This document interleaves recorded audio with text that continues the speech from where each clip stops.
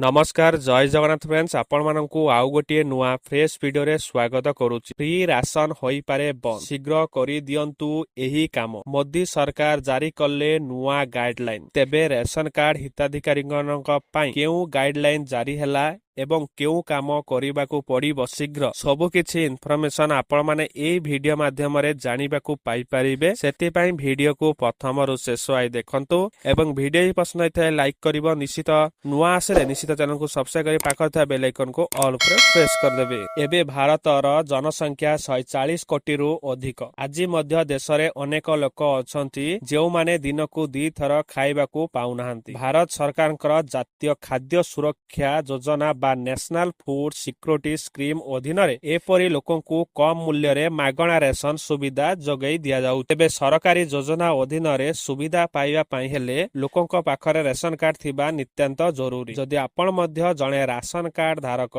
तेबे आपण पई एही काम यथाशीघ्र करिबा अति गुरुत्वपूर्ण, नचेत आपणको मिलुथिबा सुविधा बंद हेई पारे। जदि आपण चाहुसंती जे आपणक नाम राशन कार्ड रु बात न पड़ू तेबे एही काम तुरंत करी नियंत। एथिपाई सरकार नुआ गाइडलाइन जारी करिछन। राशन कार्ड को नेई सरकार एबे कोठर नियम लागू करिछन। नुआ गाइडलाइन अनुसारे जेउ राशन कार्ड धारी ई केवाईसी करि नाहंती सेमानक नाम राशन कार्ड रु हटेई दिया जिवो। राशन कार्ड पई ई केवाईसी नित्यांत आवश्यक बोली सरकार स्पष्ट करि दैछन, जा द्वारा जो माने एहा पाइबारे हकदार से माने एहार लाभ पाई पारंतु। राशन कार्ड रे ई केवाईसी करिया पई प्रथमे आपणकर निकट राशन डीलर किंबा जनसेवा केंद्र को जिबाकू पड़िबो। सेठारे आपणको आधार कार्ड माध्यम रे आपणकर बायोमेट्रिक जांच करिबाकू पड़िबो। आपणको जणै दियाउची जे अनेक राज्य रे ऑनलाइन पोर्टल रे ई केवाईसी रो विकल्प मध्य दिया जाईची। आपण मोबाइल किंबा कंप्यूटर रो पोर्टल रे लॉगिन करि परिबे। आधार नंबर एंटर करी ओटीपी माध्यम रे ई केवाईसी पूरण करि परिबे। जेउ माने फिंगरप्रिंट किंबा ओटीपी जांच रे समस्या रो सम्मुखीन होउचंती से माने राशन बा डीलर केंद्र को जाई सहजरे एही काम करि पारिबे।